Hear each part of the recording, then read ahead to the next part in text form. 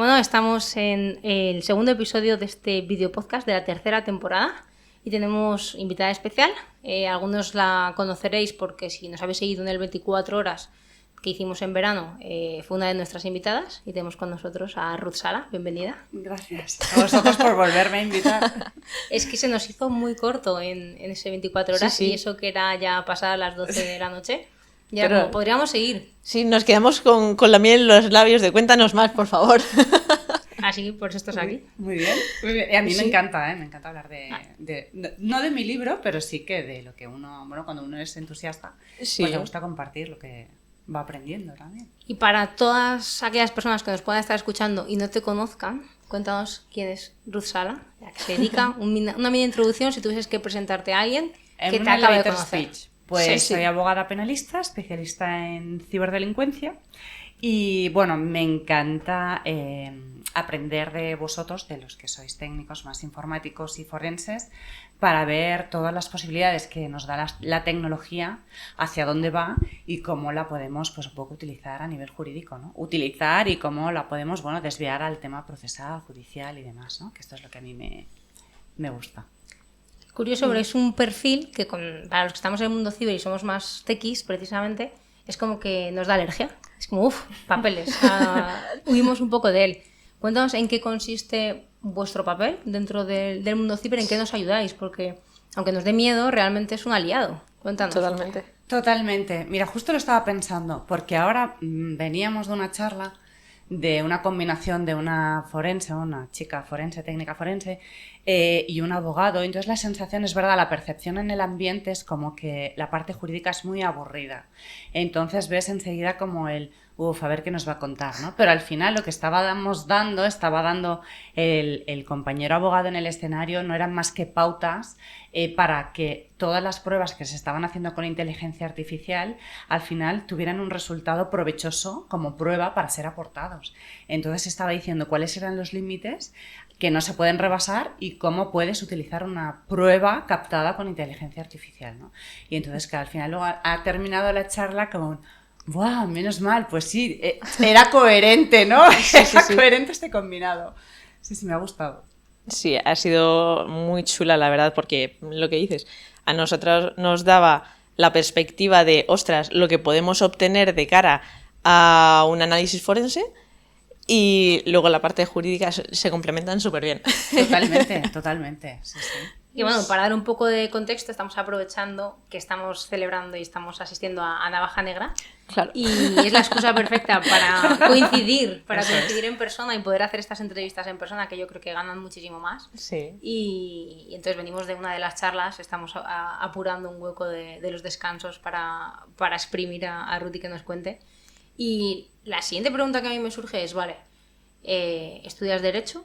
¿Cómo acabas en ciberseguridad? Claro. Por curiosidad,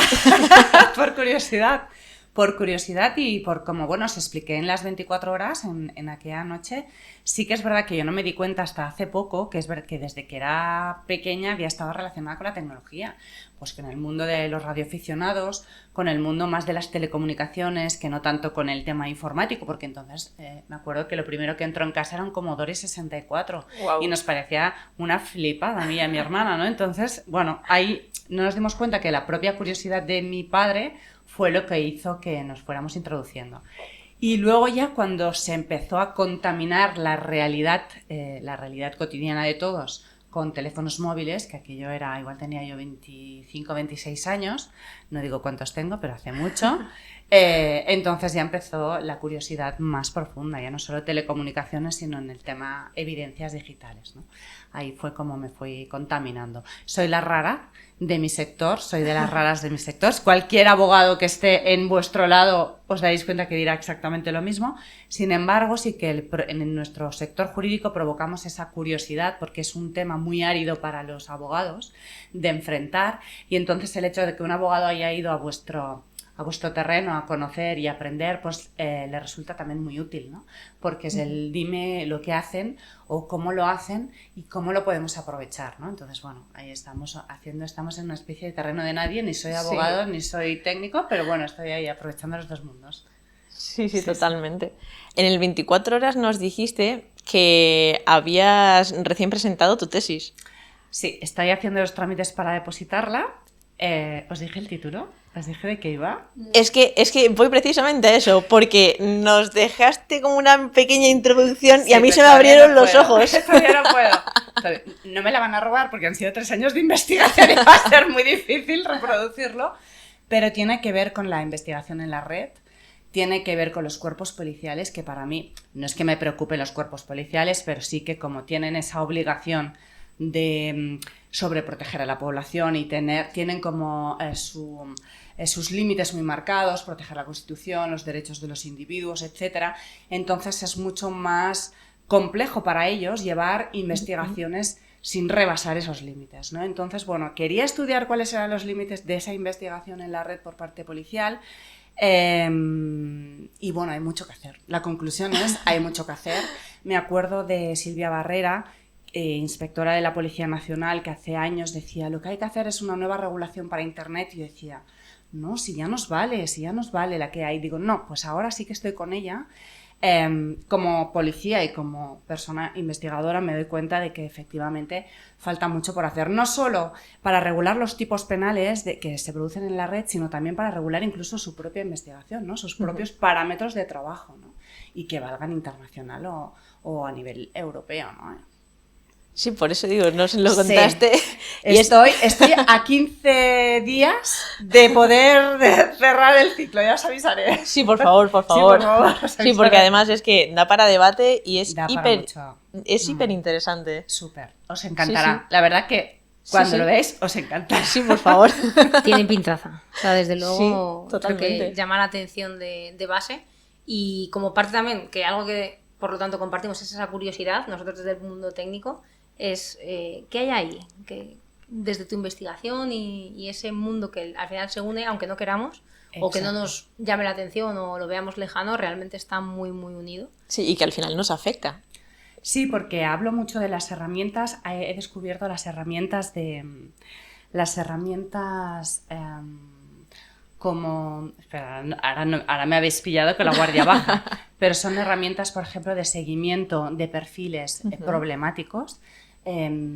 Y hay 2 tipos de herramientas, unas que utilizan las policías generadas con inteligencia artificial para hacer seguimiento de posibles individuos o organizaciones criminológicamente pues, duras o con potencial de comisión de delitos, y luego hay otra parte que es la que utilizan los jueces, es para inteligencia artificial para decidir si una persona puede o debe permanecer en prisión o puede entrar en un tercer grado penitenciario para poco a poco reincorporarse en la sociedad, ¿no? Entonces, desafortunadamente he de decir que en mi investigación he descubierto que las herramientas no son buenas, que al final lo que vamos a necesitar todavía es la mano humana porque fallan muchísimo. Están tomando decisiones esas herramientas de inteligencia en base a unos criterios que van a vulnerar los derechos de esas personas. Por ejemplo, están dando salida o no salida a personas que podrían o que no deberían de incorporarse en la sociedad. Y al revés, estamos hablando de programación en la investigación o seguimiento de individuos o potenciales criminales en base pues, a muchos sesgos, ¿no? Pues de raza, de género, que nadie supervisa. Este es el gran conflicto, ¿no? Las herramientas de investigación en la red que no tienen ahora mismo ningún control. Esto es apasionante. Sí. Sí, totalmente. Y vamos también a hablar un poquito de trabajo. Venga. ¿Has hecho 1000 cosas? Sí, por curiosidad. Sí. Pero vamos a centrarnos un poquito en la actualidad, porque he visto, bueno, es tu empresa, eres la CEO. Bueno, sí, ahora tengo 2 socios, tengo 2 proyectos. Ajá. Una es Legal Consultors, que es como que tenía más temas más clásicos pero más con derecho digital, pero luego estamos con Jacobi y Carmen, que es en Madrid y Bilbao, un proyecto íntegramente digital, ¿no? Entonces, bueno, ahí estamos en esto. ¿Y cómo es la combinación de ser CEO, directora de una empresa, y por otra parte, como la parte más de ir al barro, de ser abogada y de estar en las investigaciones y Esto demás. es como cuando eres madre, tienes muchas manos a tu alrededor que te ayudan con los canguros y las extraescolares, pues lo mismo. Al final se trata de un poco de seguir tus sueños, ¿no? Sí. El qué quiero y hacia dónde voy, y saber delegar y encontrar gente que se sume a tus proyectos, claro. Al final no hay secretos, las horas son las mismas y necesito dormir. Sí. Sí, entonces lo que pasa es que es importante delegar y tener equipo contigo. Sí. ¿Y cómo es un día cualquiera tuyo de trabajo? De trabajo, mira, me levanto a las 6 de la mañana todos los días y el trabajo empieza a las 9, ¿vale? Soy muy rigurosa. De las 6 a las 9, pues entre que saco al perro, desayuno y salgo de casa, esto es lo personal, pero luego, nada más llegar, lo primero es la revisión de los correos. Según la agenda, pues puede ser o ir a tribunal o no ir a tribunal. Normalmente estoy hasta mediodía en oficina y luego también por las tardes combino con profesora de universidad, de los másters de Derecho Digital. Entonces puede ser que las tardes sea para dedicar a cliente, a recepcionar clientes, contestar o hacer tema más de oficina, o además sumo el tema de, dar clases en la universidad. Este es mi día a día intenso. ¿Y a qué hora Acaba a las 11:30, pero porque mi cuerpo es sabio y de repente me desconecta. O sea, las sensaciones de me tiraría en el suelo porque es que me duermo ya. Ya no hay pilas. Aún No hay así, las pilas. 11:30 me parece Las bien. 11:30. Desde las 9 vamos a poner, no desde las 6. Me Desde las parece 9, pilas, tela. ¿eh? Sí. Locura. Sí. Qué bárbaro.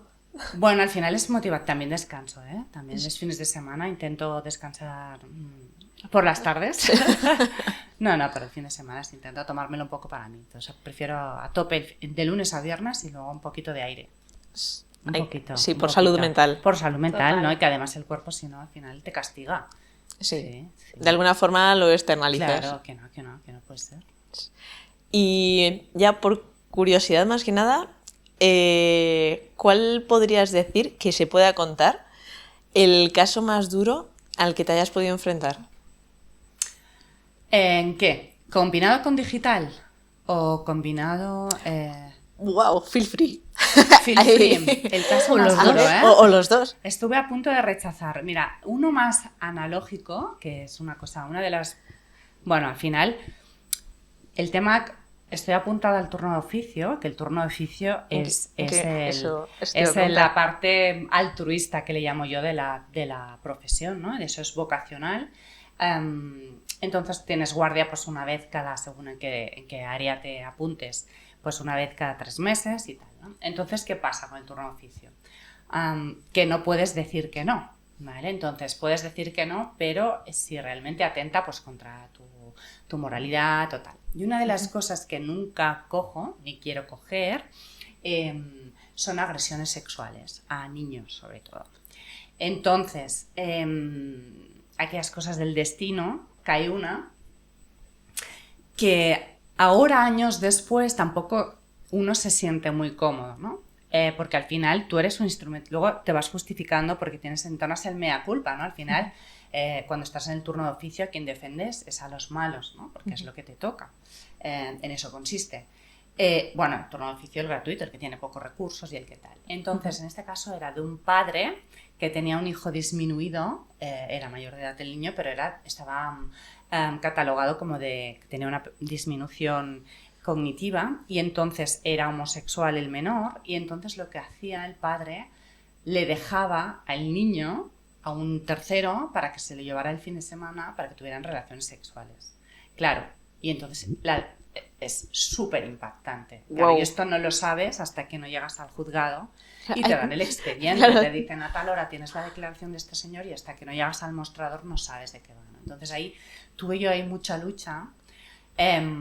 Mucha lucha porque, claro, al final ellos también... yo no les digo que no me engañen, ¿vale?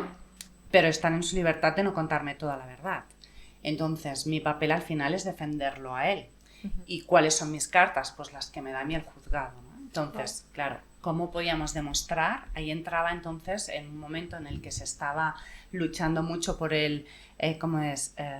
los disminuidos, ¿no? Que tengan relaciones sexuales, los del síndrome de Down, ¿no? Que se entró mucho en debate si se les esterilizaba o no.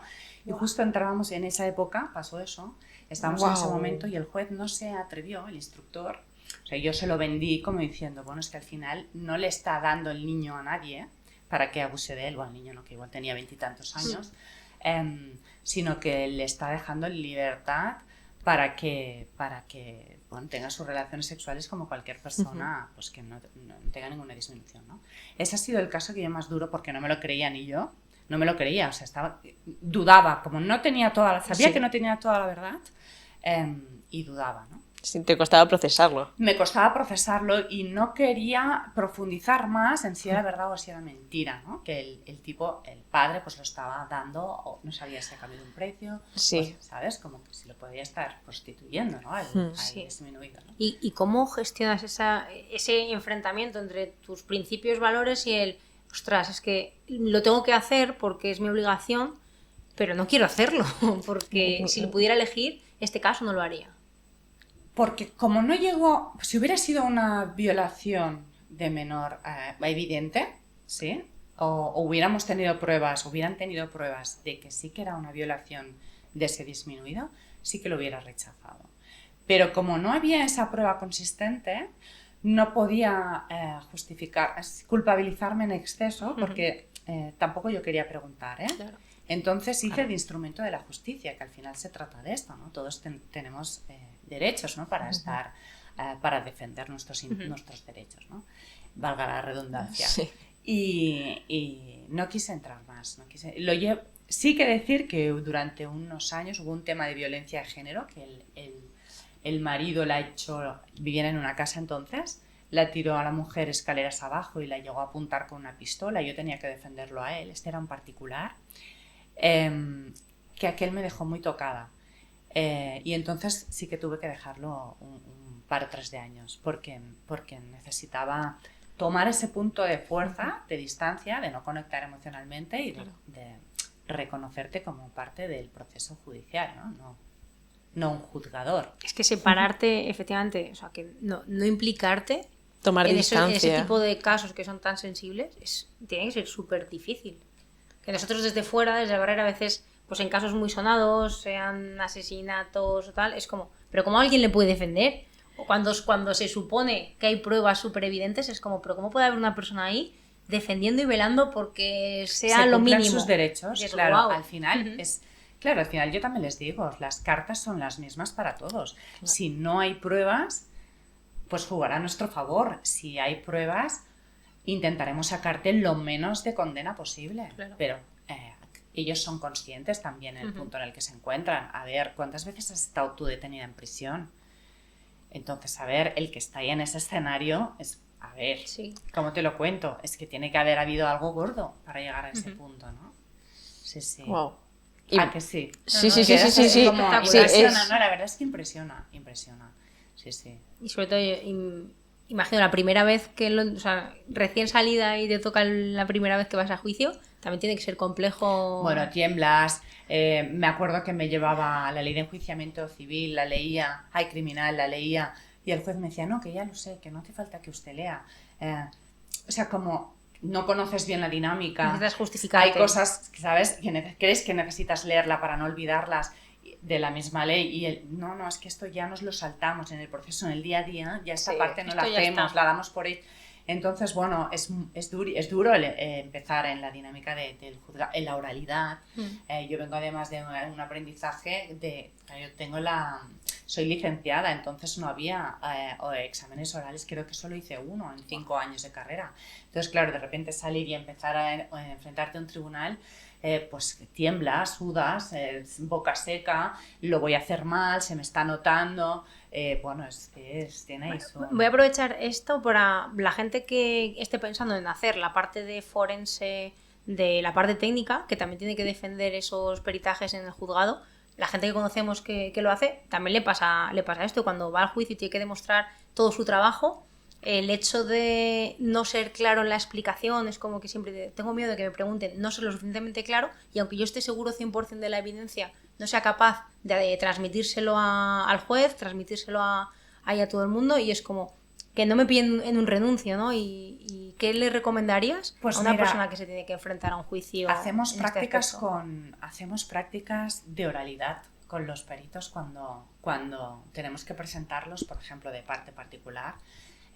Les entrenamos para contestarles, hacemos las preguntas más críticas o más enredonas, porque a veces el discurso jurídico piensa que es un escenario en el que va a pasar todo igual en 1 hora o en 1 hora y media, ¿no? Entonces conocemos los que estamos jugando las cartas que es un escenario muy no es habitual y es muy estresante. Y a veces juegas con ese estrés para provocar la respuesta Intimidante. incorrecta, ¿vale? O sea, creamos ese entorno intimidante para que falle porque igual no nos conviene o que entre en contradicción, ¿no? Sí. Jugar con esa psicología del otro equipo. Exactamente, de los que están en el escenario contrario al suyo, Sí. ¿no? No se sienten cómodos y todos lo sabemos, ¿no?